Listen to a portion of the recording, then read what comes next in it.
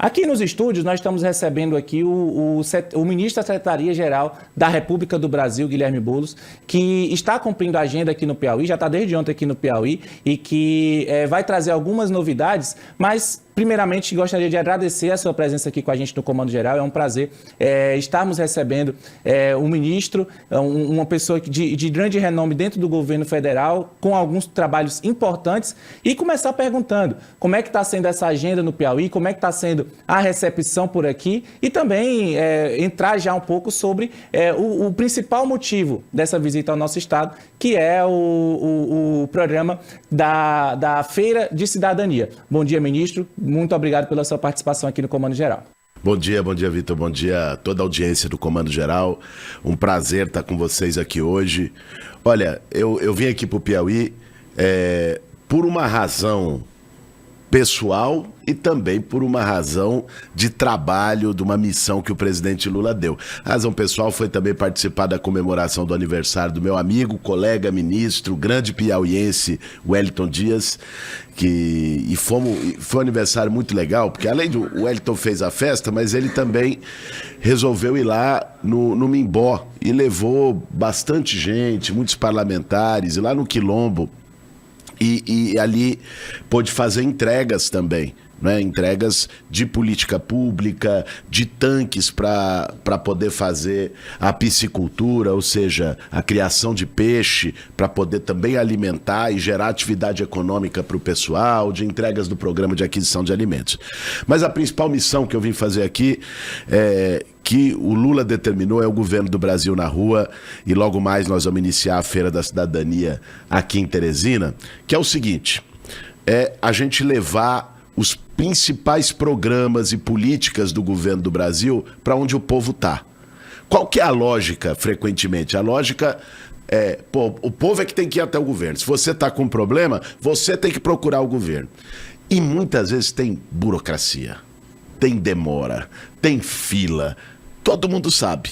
E é isso que deixa as pessoas também muitas vezes chateadas. Fala, então, o governo do Brasil na rua é fazer o caminho inverso, é o governo ir até o povo.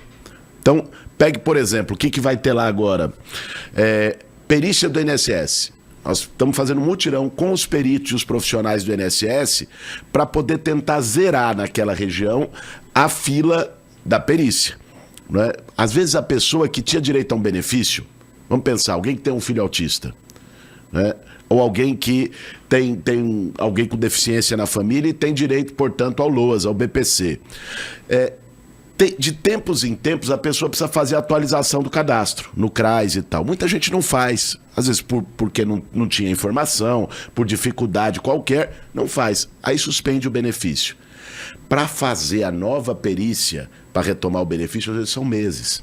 Então hoje nós vamos ir lá fazer no mesmo lugar a atualização do cadastro, a perícia, 10 horas da noite já sai o resultado, saindo o resultado já retoma o benefício da pessoa.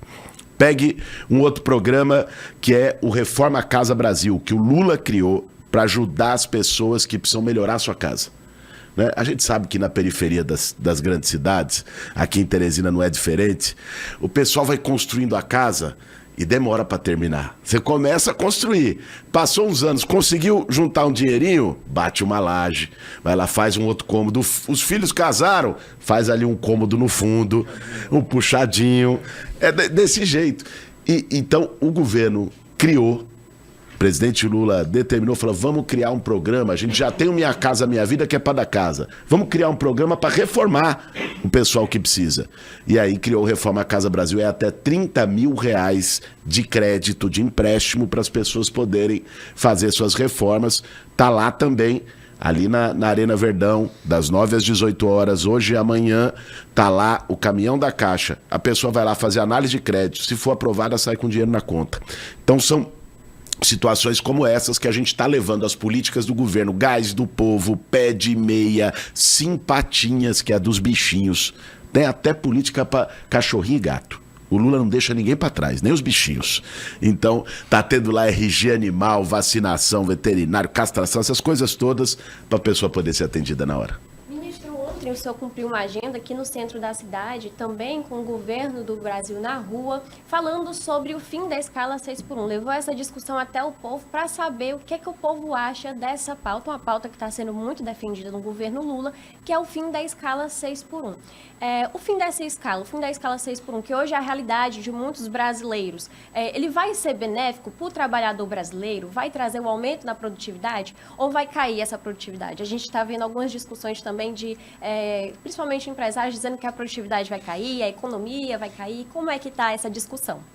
Olha, eu nunca vi grande empresário defender direito do trabalhador. Na minha vida toda. Eles sempre vão dizer que quando entra um direito, vão dizer que isso vai criar um problema. Foi assim lá atrás.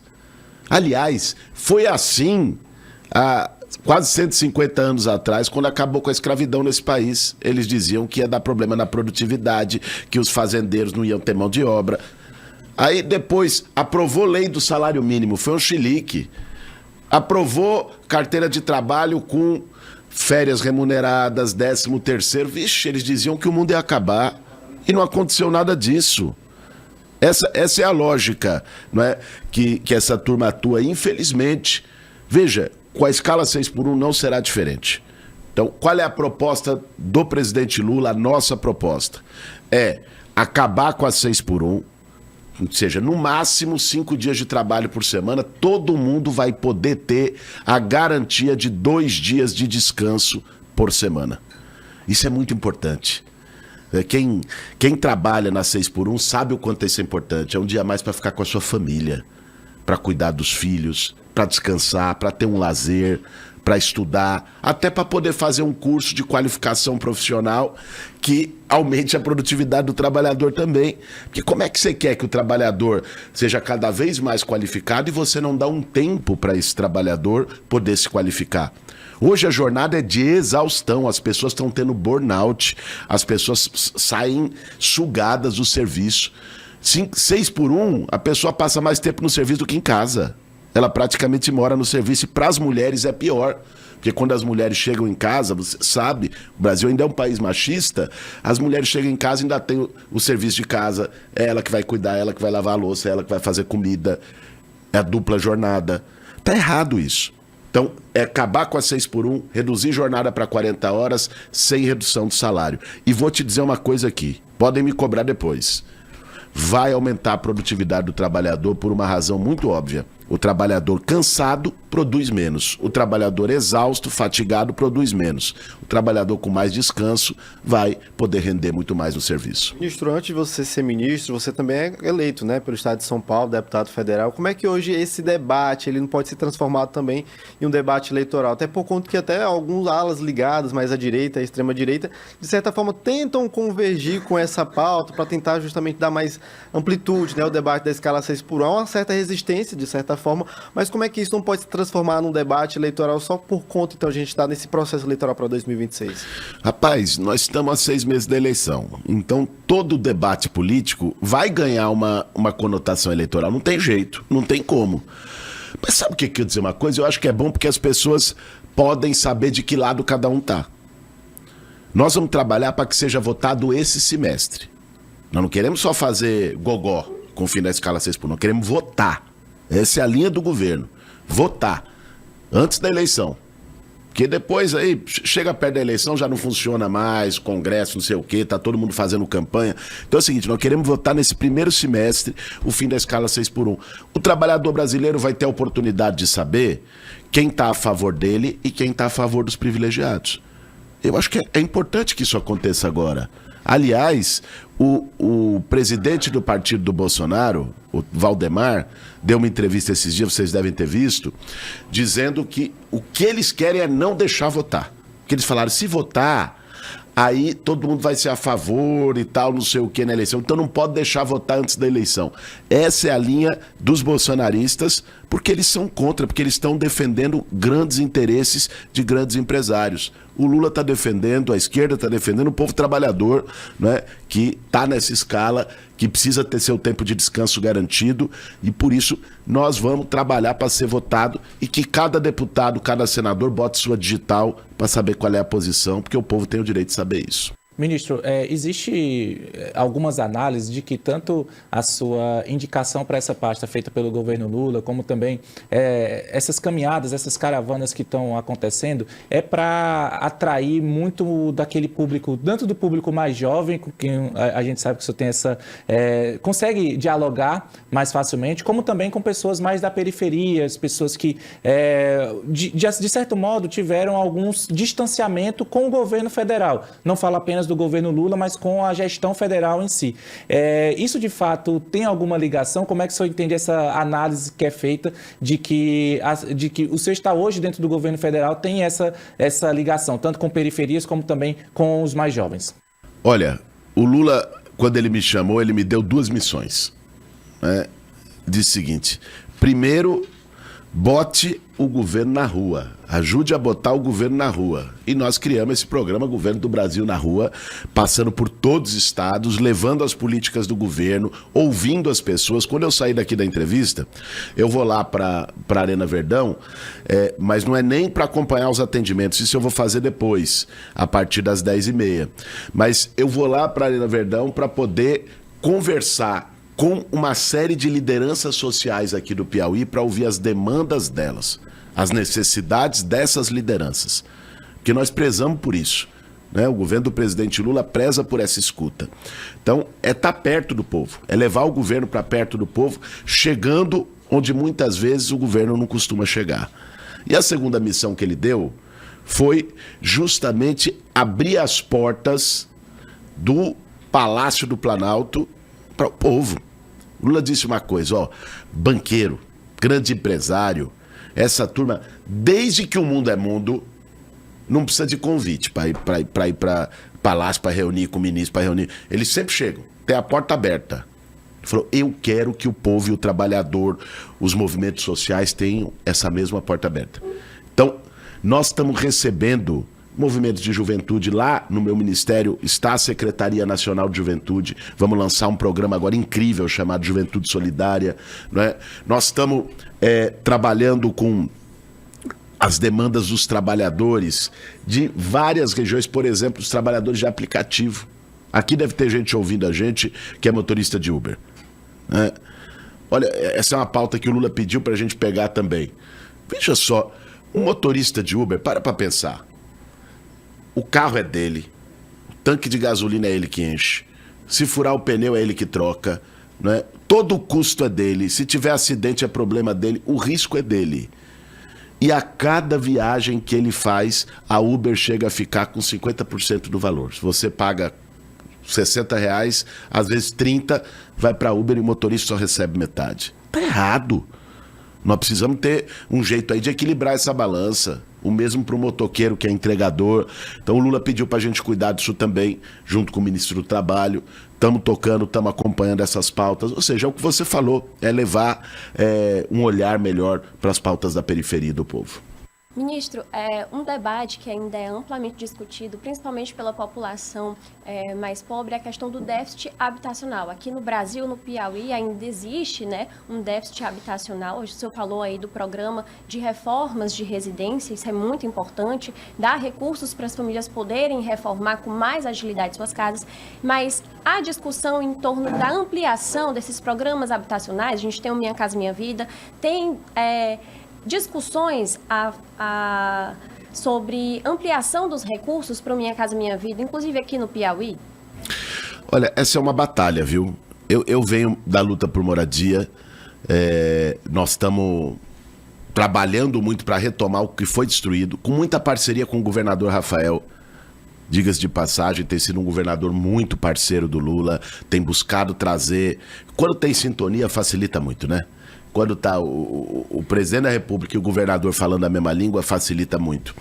Tanto é que nesses 3 anos foram contratadas aqui no estado do Piauí, se eu não estou enganado, 12 mil apartamentos apartamentos ou casas, unidades habitacionais do Minha Casa Minha Vida. No governo anterior, em 4 anos, não foi contratado nenhum, porque eles encerraram Minha Casa Minha Vida. Então você tem uma demanda que estava represada. Porque ficou 4 anos, aliás 6, porque teve 2 do Temer ali também, que não saiu nada, que foi uma desgraça. Então, se você pegar esses 6 anos sem ter saído nada, Então ficou a demanda represada. Mesmo que o Lula agora retomou e contratou 12 mil, né, ainda tem gente, você tem toda a razão, a gente tem essa consciência. Agora, é uma briga de foice lá em Brasília. Vou te dizer que é a briga do orçamento. A gente defende que tenha mais dinheiro para Minha Casa Minha Vida, mas tem um monte de deputado e senador que só quer o dinheiro para emenda parlamentar, para fazer o orçamento secreto, como chama, né? Quer poder ir lá, fazer as emendas deles, botar num negocinho aqui, num negócio acolá, muitas vezes sem transparência. Enquanto isso, né, o dinheiro que deveria estar sendo destinado para Minha Casa Minha Vida, para fazer mais casa para o povo, para ter mais recursos para o Reforma Casa Brasil, para reformar a casa do povo, para ter mais recurso para o pé de meia, para o gás do povo, não é? Para todas as políticas sociais, né? Esse recurso ele acaba sendo drenado, infelizmente, muitas vezes, para outros interesses. E essa é uma briga que nós estamos travando com uma parte do Congresso lá em Brasília, e que o Lula comprou a briga. Que ele fala, não dá. Ele foi eleito presidente da República com a confiança do povo, e aliás o estado do Piauí foi o que deu a maior votação proporcional para o Lula, e eu tenho muita confiança que vai se repetir isso. O presidente Lula foi eleito para isso, só que tem muita gente que não quer deixar ele trabalhar, tem muita gente que quer tirar a tinta da caneta dele, tirando o recurso para fazer a política social. Essa é a batalha, mas nós vamos continuar batalhando para trazer mais, para Minha Casa Minha Vida e para as outras políticas sociais. Ministro, agora se tratando de debate eleitoral, né? A gente sabe que a cada ano que passa, a polarização fica cada vez mais explícita, né? A população brasileira, lados de direita, da extrema-direita, lado da esquerda e também a extrema-esquerda. Como é que hoje o governo Lula vem trabalhando para estar mais próximo, não somente dos segmentos que já estavam junto a ele, né? Até os movimentos sindicais reclamam acerca dessa forma como está sendo acelerado, né, esse debate sobre essas mudanças que estão acontecendo pelo governo Lula. Mas também eu queria ressaltar acerca de como é que o governo Lula, né, vai trabalhar esse processo de reeleição, porque foi anunciado até recentemente agora Flávio Bolsonaro como sucessor ali do pai, justamente para trabalhar, né, esse processo da pré-campanha à presidência da República. E pesquisas mais recentes dizem que ele vem conquistando também novos números, né, nessa situação, e poderia até mesmo empurrar para um segundo turno. Como é que hoje o senhor, como um dos principais articuladores, junto com o ministro Wellington Dias, né, vão trabalhar não somente aqui nos estados do Nordeste, mas no Brasil, para de fato essa guinada que está sendo observada novamente pela direita, né, não ser tão colocado em xeque aí, quem sabe, uma reeleição do presidente Lula? Veja, a campanha ainda não começou. Na hora que a campanha começar, eu acho que o Brasil vai ter a oportunidade de saber quem é Flávio Bolsonaro. Aliás, eu acho que o Bolsonaro, quando ele botou ali na mesa para escolher qual dos filhos, porque ele está preso, não ia poder concorrer, qual dos filhos que ia ser, qual o critério que ele usou para escolher o Flávio Bolsonaro? Para mim, o único critério que ele deve ter usado é eu vou botar o mais corrupto. Porque o Flávio Bolsonaro é isso aí. Qual que é a história desse cara? O que esse cara fez pelo Brasil? Eu desconheço. O que eu sei é que ele está envolvido em denúncia de rachadinha lá no Rio de Janeiro com Queiroz, que ele está envolvido em denúncia de milícia lá com o escritório do crime, aquele Adriano da Nóbrega, que inclusive foi assassinado, que era o chefe da milícia lá do escritório do crime. Todos os parentes dele estavam no gabinete do Flávio Bolsonaro. O que eu sei é que ele está envolvido com lavagem de dinheiro de loja de chocolate lá no Rio de Janeiro. Então, o que a gente sabe dele não o abona. É que isso não está sendo debatido porque a campanha não começou. Quando a campanha começar e a gente fizer a comparação, quem é Lula? A história do Lula, o que o Lula fez pelo Brasil, e quem que é Flávio Bolsonaro? Aí, gente, aí vai ser hora da onça beber água. E aí eu tenho muita confiança na sabedoria do povo brasileiro, porque além de fake news de internet, além de ficar jogando as coisas e enganando os outros, tem a vida real. E o povo sabe melhor que ninguém o impacto na vida real. O povo brasileiro vai dar para um Flávio Bolsonaro da vida, um cara que desmaia em debate, um cara que não tem um atributo. O que ele fez, povo brasileiro? Vamos dizer aqui, um projeto. Ele é senador lá. Um projeto que ele fez de bom para o povo brasileiro. Eu desconheço. Ele era deputado lá no Rio de Janeiro. Uma coisa boa que ele fez pro povo do Rio de Janeiro, eu desconheço.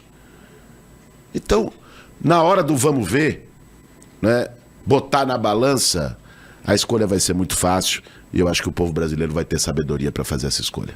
Ministro, você estava falando aí sobre comparações. O senhor entende que se a população fizesse uma comparação aí entre o governo Lula, esse governo Lula atual, também, claro, pegando um pouco do que foram os outros governos Lula, com o governo que foi do presidente Bolsonaro e que também o governo anterior ali do Michel Temer também, você acha que essa comparação ela é salutar para o governo Lula nesse pensamento de reeleição? Tem a menor dúvida. Se for pela comparação, já estaria resolvida a eleição. Né? Então veja, a gente estava falando de moradia. Bolsonaro acabou com Minha Casa Minha Vida e falou que ia criar uma Casa Verde e Amarela. Alguém viu essa Casa Verde e Amarela aí? Eu estou procurando até hoje. 0 moradias construídas. O Lula só aqui no estado do Piauí, 12 mil contratadas. Para 12 mil famílias. Nós estamos falando para mais de 50 mil pessoas atendidas. Né? Você pega na área da saúde. Né? O Bolsonaro teve um corte médio de 8% no orçamento da saúde e acabou com mais médicos. O Lula retomou mais médicos, criou o Agora Tem Especialistas, né? Levando médico especialista para cirurgia, para tomografia, para os procedimentos no Brasil inteiro, onde não tinha. Você pega na educação. Tudo que o Bolsonaro sabia dizer era ficar falando, tem doutrinação, era falar mal de professor, era atacar professor. Gente, alguém acha que tem educação sem professor? Professor é a base da educação. Professor é a referência da educação. E ele ficava naquele cercadinho lá falando mal de professor o dia inteiro. O Lula, né, não só valorizou os professores, aumentou o salário dos professores, como também retomou construção de Instituto Federal, que tinha parado, para ensino técnico para os nossos jovens, criou o pé de meia. Para que é o pé de meia? Muita gente desconhece. O pé de meia é uma poupança que estimula o jovem a fazer o ensino médio até o fim, porque estava tendo, principalmente depois da pandemia, muita evasão escolar. O jovem não ficava mais na escola, ele parava no meio, ia procurar um serviço, e criou o pé de meia, a evasão escolar diminuiu. Então, se a gente for comparar, eu falei aqui só 3 áreas, hein? Só 3 áreas, que foi moradia, educação e saúde. Mas a gente podia comparar no transporte, a gente podia comparar em qualquer área. Né? Não vai ser nem 7-1, aquele que o Brasil vai ser 7-0. Né? Nem o golzinho de honra do governo Bolsonaro vai ter. Então, o presidente Lula e o nosso governo, nós estamos muito tranquilos com aquilo que foi feito. E os números não mentem, gente. Nós temos hoje o menor desemprego da série histórica no Brasil. A menor inflação acumulada em 4 anos. Nós temos aumento da renda do trabalhador, aumento real do salário mínimo, sem contar no imposto de renda 0. A única coisa que os bolsonaristas ficavam dizendo por aí é que o Lula gosta de cobrar imposto, que a esquerda gosta de taxar os outros. Opa! Foi o presidente Lula que mandou o projeto e aprovou o projeto para quem ganha até R$5 mil, que é 90% da população brasileira, deixar de pagar imposto de renda 0. E sabe como compensou isso? Com quem ganha mais de R$1 milhão, começando a pagar 10% sobre lucro porque não pagava nada. É justo. Quando eles falam que a gente quer taxar, não é taxar o povo não, pelo contrário, tirou o imposto do povo. A gente quer taxar bet, bilionário, banqueiro, que sempre foi privilegiado, enquanto o povo carregava o governo nas costas, eles nunca pagaram imposto. Isso é uma questão de justiça. Então, em qualquer área que a gente vá comparar, vai dar Lula. Por isso que eu confio muito no Tetra. Ministro, atualmente aqui no estado do Piauí a gente vive um impasse, né? O governador Rafael Fontelles está em processo de reeleição, está emplacando o vice dele, o nome de Washington Bandeira, aqui no estado do Piauí, que foi secretário de Educação, mas do outro lado há um ministro, Wellington Dias, que defende um maior diálogo, justamente nesse arranjo da chapa majoritária aqui no estado do Piauí. A expectativa é que José Disseu venha também nos próximos dias aqui ao estado, para dar uma pacificada não somente no estado do Piauí, mas outros estados do Nordeste como Maranhão, o próprio Pernambuco, também a Paraíba, que vivem esse mesmo impasse dentro do PT. O senhor acha que esses impasses que acontecem no PT, de uma forma geral, aqui no estado do Nordeste, não enfraquece cada vez mais essas bases governistas? Rapaz, eu acho que é natural você ter visões diferentes. Agora, em algum momento isso vai ter que convergir, né? E vai se chegar a um entendimento. Piauí é um estado importante, é um estado também muito importante para a eleição do presidente Lula. Como eu lembrei aqui, foi o que deu proporcionalmente mais votos ao Lula, quase 80%.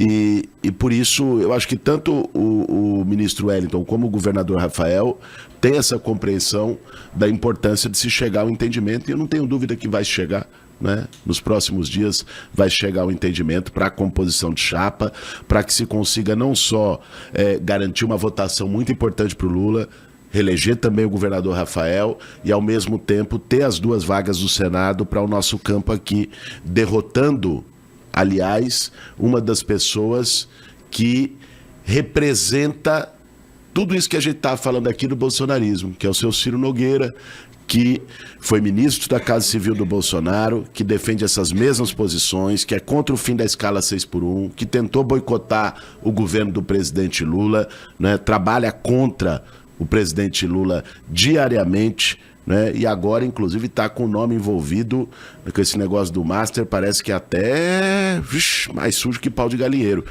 Então, eu acho que a composição dessa chapa também vai ajudar bastante a ter uma representação do Senado que expresse esse campo do Lula. E o senhor vai para a reeleição? Eu não vou, porque o presidente Lula pediu que eu atuasse na coordenação de campanha dele, ao lado do Edinho, que é o presidente do PT, do Sidônio, que também vai assumir a comunicação. Então vou contribuir fora do horário de serviço, né, ajudar na campanha do presidente. Então vou permanecer no ministério, né, como ministro da Secretaria-Geral da Presidência, e não vou estar na cédula esse ano, não vou concorrer à eleição. Mas, pô, bicho, já faz umas 5 eleições que eu concorro. Tava na hora também de dar uma segurada, depois a gente volta. Mas eu concorri em 2018 para presidente da República, eu concorri em 2020 para prefeito de São Paulo, fui ao 2º turno, concorri em 22 para deputado federal, fui o deputado federal mais votado do meu estado, São Paulo, e concorri em 24 há 1 ano e meio para prefeito de São Paulo novamente. Novamente fui ao 2º turno, mas não deu para ganhar. Então, também, agora é momento de ajudar a reeleger o presidente Lula, que é a minha prioridade. O senhor citou anteriormente o programa Pé de Meia, né, que tem diminuído a evasão escolar, trazido maior incentivo para esses alunos continuarem na escola. E a gente viu recentemente também um programa Pé de Meia mais voltado para estudantes de licenciaturas, pessoas que estão em formação para serem professores. Esse programa de incentivo, ele tem um peso na nossa educação? Ah, tem. Ele é muito importante. Veja, nos 2 pontos que você colocou, o Pé de Meia para os estudantes para poder evitar a evasão escolar. Quem não conclui a escola, hoje tem gente dizendo, diploma não é mais importante, escolaridade não é mais importante. Outro dia o governador de São Paulo, cara, do maior estado do Brasil, o seu Tarcísio de Freitas, bolsonarista também, estava dizendo isso aí, né? Mas eu fiquei pensando, ele falando, diploma não é mais importante. Eu quero ver se ele não vai botar os filhos dele na universidade. Diploma não é mais importante para os outros, né? Agora, quando é para os filhos dele, eu não tenho dúvida que ele vai querer botar nas melhores universidades para ter os melhores diplomas. Então, é muito importante, não só para a formação profissional, para a vida, para a formação humana das pessoas, você ter a oportunidade de fazer um curso superior. Então, para poder fazer o curso superior, você tem que terminar o ensino médio. E o Pé de Meia estimula isso, dá essa oportunidade para todo mundo. E para a licenciatura, como você falou, eu valorizo muito o professor. E aqui puxando a sardinha, porque eu sou professor também, dei aula em escola pública, depois, até ser deputado federal, dava aula em universidade, em faculdade. E, assim, o papel do professor, eu me lembro até hoje dos professores que me marcaram, das professoras que me marcaram. Acho que todo mundo deve lembrar um pouco, aqueles que marcaram a sua formação, que te ajudaram a ter uma visão diferente de mundo, que marcaram, inclusive, a sua formação como ser humano, de valores.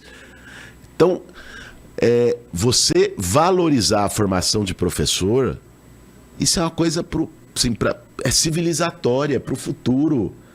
Você pegue todos os países desenvolvidos do mundo, Todos têm um investimento, ou tiveram no seu desenvolvimento, um investimento pesado em educação. Em formação de professor, em qualidade educacional, em inclusão dos alunos na educação. Então, não tem como. Quem não valoriza a educação, ou quem acha que a educação é quartel, esse negócio aí de escola militar, sabe? E, porra, aí joga com o sentimento de insegurança que as pessoas têm, claro, tem vários problemas de segurança que nós temos que resolver no nosso país. Aí agora jogar com problema de insegurança para confundir professor com militar, não é por aí. Não é por aí.